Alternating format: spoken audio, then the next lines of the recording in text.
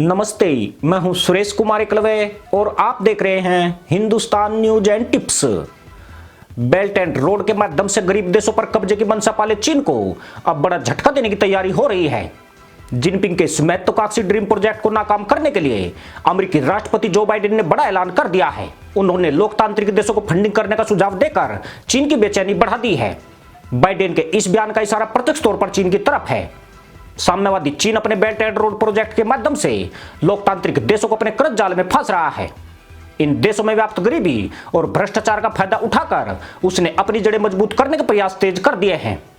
अब अमेरिका ने भारत और ब्रिटेन के साथ मिलकर जिनपिंग की महत्वाकांक्षी परियोजना को पलीता लगाने की घंटी बजा दी है। इसी बीआरआई के अंतर्गत पाकिस्तान में चाइना पाक आर्थिक गलियारा भी बन रहा है। आपको बता दें कि चीन ने बेल्ट एंड रोड परियोजना के जरिए दुनिया भर में अपना लोन बांटा है। चीन की इस रणनीति ने क्षेत्रीय ताकतों, जिनमें भारत भी शामिल है, और पश्चिमी देशों की चिंता बढ़ा रखी है। चीन बड़ी तेजी से अपने प्रभाव में विस्तार कर रहा है। वह दुनिया के कई देशों को सड़क, रेलवे, बांध और बंदरगाह बनाने में कर्ज दे रहा है।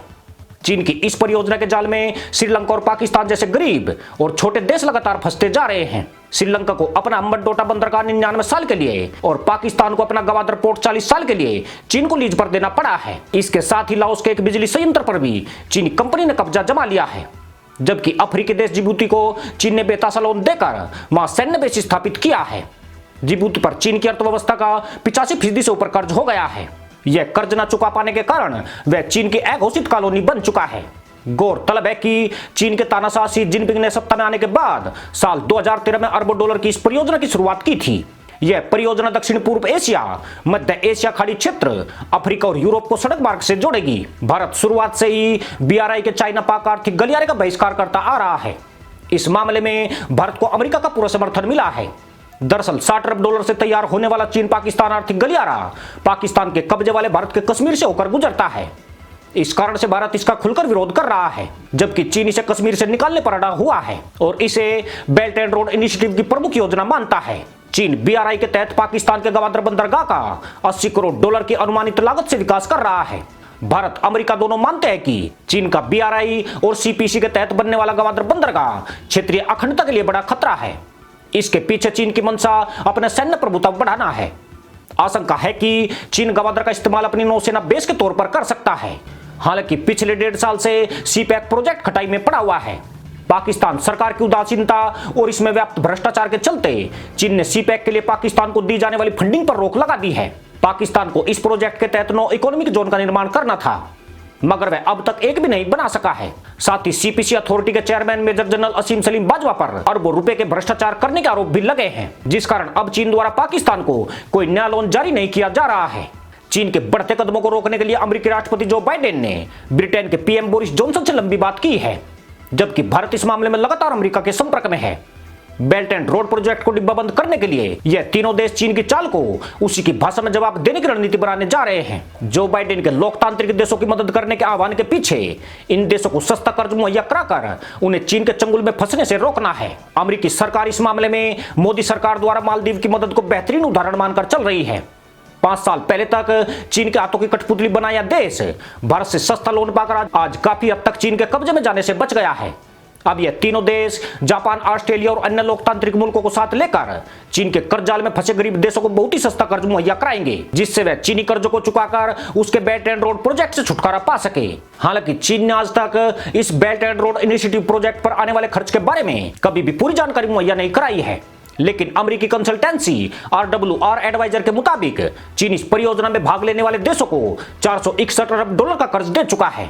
इनमें ज्यादातर अफ्रीकी देश और दक्षिण एशिया में पाकिस्तान शामिल है। यह सभी देश बेहद जोखिम वाले कर्जदारों में गिने जाते हैं, यानी इन देशों को कर्ज देने से अंतर्राष्ट्रीय संस्थाएं और अन्य कर्जदाता देश भी हिचकते हैं। अगर इन्हें कर्ज भी दिया जाता है तो उसकी शर्तें बहुत ही कड़ी रखी जाती है, मगर चीन उन्हें बड़ी आसानी से कर्ज मुहैया करा रहा है। अब अमेरिका, भारत और ब्रिटेन इन देशों की मदद के लिए अपने हाथ आगे बढ़ाने जा रहे हैं, क्योंकि चीन के कदम रोकने के लिए ऐसा करना बेहद आवश्यक हो गया है। अमेरिका शुरुआत से ही बीआरआई की आलोचना करता रहा है। वह कहता रहा है कि चीन कर्ज देने की अपनी आक्रामक रणनीति कमजोर देशों पर आजमा रहा है, पर लगता यूं है कि अब अमेरिका खुलकर मैदान में उतर आया है। अब वह आलोचना करने तक ही सीमित नहीं रहना चाहता है, बल्कि धरातल पर उतरकर चीन के लिए कड़ी चुनौती पेश भी करने वाला है। चीनी कर्ज जाल में फंसे पाकिस्तान, किर्गिस्तान, श्रीलंका समेत अफ्रीकी देशों में हालात बेहद खराब दौर में पहुंच गए हैं। कोविड-19 महामारी ने इन देशों की अर्थव्यवस्था की चूल्हे हिला दी है।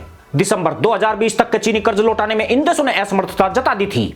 यह देश चीन से कर्ज की शर्तों में बदलाव, किस्त अदायगी के लिए मोहलत या फिर कर्ज माफी की मांग कर रहे हैं। पाकिस्तान के प्रधानमंत्री इमरान खान भी दुनिया के कर्जदाताओं देशों से लगातार कर्ज माफी की मांग करते रहे हैं।